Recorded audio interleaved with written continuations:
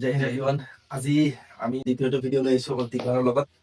সেইটো ভিডিঅ'ত আপোনালোকে গম পাইছে মই কৈছিলোঁ যে আমি জব প্ৰফাইলৰ ওপৰত কমপ্লিট আমাৰ এক্সপিৰিয়েঞ্চ শ্বেয়াৰ কৰিম। দিলৱাৰে নিজৰ এক্সপিৰিয়েঞ্চখিনি শ্বেয়াৰ কৰিব, যিহেতু এবিট কৰি আছে বৰ্তমান।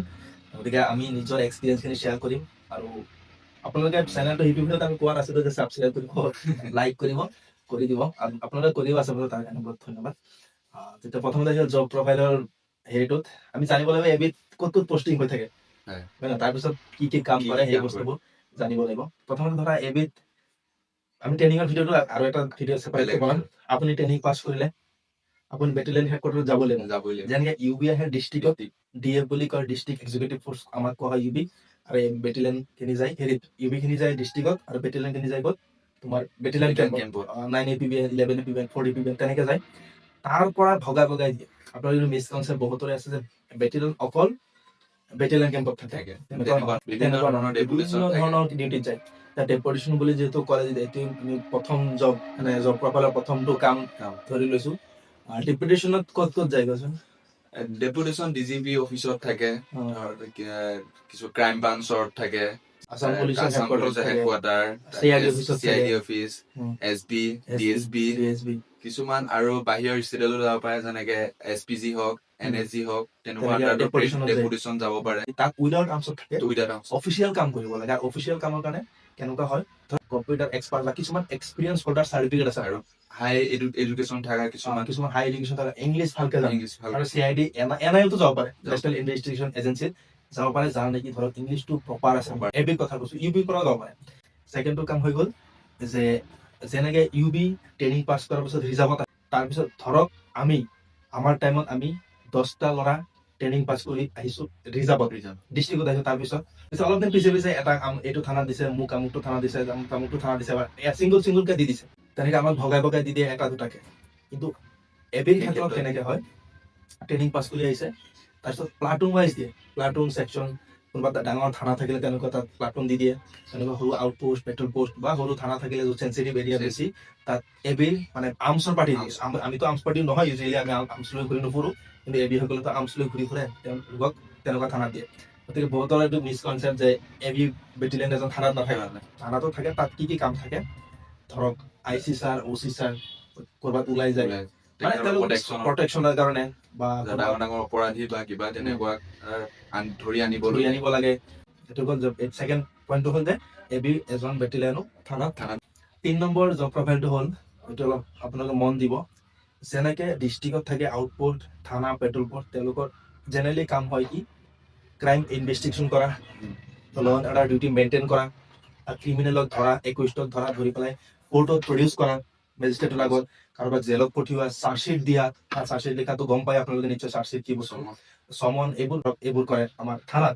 সমন মানে এই যে কৰে, সমন কেনেকুৱা, ধৰক আপোনাৰ নামত এটা কেছ হৈছে, আপুনি 3 মাহ বা 15 দিন জেলত থাকি, জুডিচিয়েল কাষ্টাডি থাকি আপুনি গুচি আহিলে, তাৰপিছত আকৌ আপোনাৰ সেই কেছটো কাৰণে কোৰ্টত মাতিব, আপোনাৰ কোৰ্টৰ পৰা সমন আহে, সেই সমনৰ আমি বিলাব লাগে ইউবিয়ে। ঠিক তেনেকে গম পাইছে আপোনালোকে ডিষ্ট্ৰিক্টৰ পুলিচৰ কাম কি, ক্ৰাইম ইনভেষ্টিগেশ্যন কৰা, ক্ৰিমিনেলক ধৰা, একুইষ্টক ধৰি কোৰ্টত প্ৰডিউচ কৰা। ঠিক তেনেকে তাৰ হুবহু যেনেকে আউটপোষ্ট, পেট্ৰল পোষ্ট, তাৰ হুবহু থাকে বিঅপি, বৰ্ডাৰ অবজাৰভেশ্যন পোষ্ট। আপোনালোকে মাজে সময়ে গম পায় মিজোৰাম, অসম ডিস্পিউট, বৰ্ডাৰ ডিস্পিউট, ইনচাৰ্জেঞ্চি থাকা বা বৰ্ডাৰ কেতিয়াবা, কাৰণ চাওক নেশ্যনেল বৰ্ডাৰত, ইণ্টাৰনেশ্যনেল বৰ্ডাৰত কোন থাকে, বিএছএফ, আৰ্মি থাকে। কিন্তু ডিষ্ট্ৰিক্টৰ যিবোৰ বৰ্ডাৰ থাকে তাততো বিএছএফ থাকে। তাত থাকে কি, ডিষ্ট্ৰিক্টৰ যিবোৰ বেটেলিয়ন থাকে বা কমাণ্ডো থাকে, ইউবি নাথাকে তাত, মানে বেটেলিয়ন থাকে, কমাণ্ডো থাকে, তেনেকে থাকে ষ্টেট বৰ্ডাৰ, তেনেকুৱা থাকে ষ্টেট বৰ্ডাৰ বা ডিষ্ট্ৰিক্ট বৰ্ডাৰ থাকে এবি বেটেলিয়ন। 4 নম্বৰটো মানে কি, বেটেলিয়নৰ মেইন বস্তুটো কি হয়, ইনচাৰ্জেঞ্চিৰ লগত কেনেকে মোকাবিলা কৰিব লাগে, তাৰ লগত যেনেকে আমাৰ চেন্ট্ৰেল ফ'ৰ্চৰ চিআৰপি থাকে, আছাম ৰাইফল থাকে, তেওঁলোকৰ লগত আমি যাব লাগে, গৈ সিহঁতৰ লগত মোকাবিলা কৰিব লাগে। সেইবিলাক আমাক বেছিকে ট্ৰেইনিং দিয়া হয়। যেনেকে ধৰক পাকিস্তানে যদি আক্ৰমণ কৰে ইণ্ডিয়া, তাত আৰ্মি থাকে। কিন্তু যদি ষ্টেটৰ মাজতে যদি কিবা ইনচাৰ্জেঞ্চি হৈ থাকে, ধৰক আলফা তেনেকুৱা গ্ৰুপবোৰ, নৰ্থ ইষ্টত কিমান ইনচাৰ্জেঞ্চি গ্ৰুপ আছে, সেইবোৰ যদি কোনোবা এটা ডিষ্ট্ৰিক্টত বা কোনোবা এটা প্লেচত আক্ৰমণ কৰে, চেন্ট্ৰেল ফ'ৰ্চেছ থাকে, চেন্ট্ৰেল পেৰামিলিটাৰী ফ'ৰ্চেছ থাকে, প্লাছ আছাম পুলিচৰ বেটেলিয়ন থাকে। তাত ইউবি ইউজুৱেলি নাথাকে, কিছুমান ক্ষেত্ৰত থাকে, কিছুমান ক্ষেত্ৰত থাকে, কিছুমান থানাৰ এগেইনষ্টত যায়। থানা ধৰক নগাঁও সদৰ থানাৰ আণ্ডাৰত এটা প্লেচত তেনেকে এক্সট্ৰিমিষ্ট আছে বুলি গম পোৱা গ'ল। যদি তেখেতসকলক আমি ধৰি পেলাই আমি সদায় এজন থানাৰ যিখিনি মানুহ থাকে সেইখিনিক আমি অৱগত কৰিব লাগে। আৰু ধৰি পেলাই মই কৈছো নহয় এবিৰ কাম এইটো নহয় যে এই মানুহখিনি ধৰি এৰেষ্ট কৰি কোৰ্টত লৈ যোৱা, হয়। ধৰি পেলাই সেই লোকেল থানাত OC আণ্ডাৰত মানে চমজাই দিয়া চমজাই দিয়া। চমজাই পিছত OC মানে কেছটো হেণ্ডেল কৰে, ইনভেষ্টিগেশ্যন কৰে, কি হৈছে OC এৰ পিছত বস্তুটো কোৰ্টত দিয়া হয়। So, এইটো হৈ গ'ল চাইন নম্বৰ 1 AB বেটেলিয়ন। আৰু তাৰ 5 নম্বৰটো হৈ গ'ল যেনেকে AB বেটেলিয়ন VIP VVIP লগত চিকিউৰিটি, যেনে গভৰ্ণমেণ্ট প্ৰপাৰ্টি প্ৰটেকশ্যন দিয়া বা গভৰ্ণমেণ্ট ইণ্ডাষ্ট্ৰী বিলাক থাকে তাত প্ৰটেকশ্যন দিয়া, আৰু যিবিলাক বিভিন্ন ধৰণৰ festival crowd control। Crowd control সেইখিনিত সদায় বেটলাইনৰ মানুহ বেছি তাৰমানে এক্টিভ থাকে।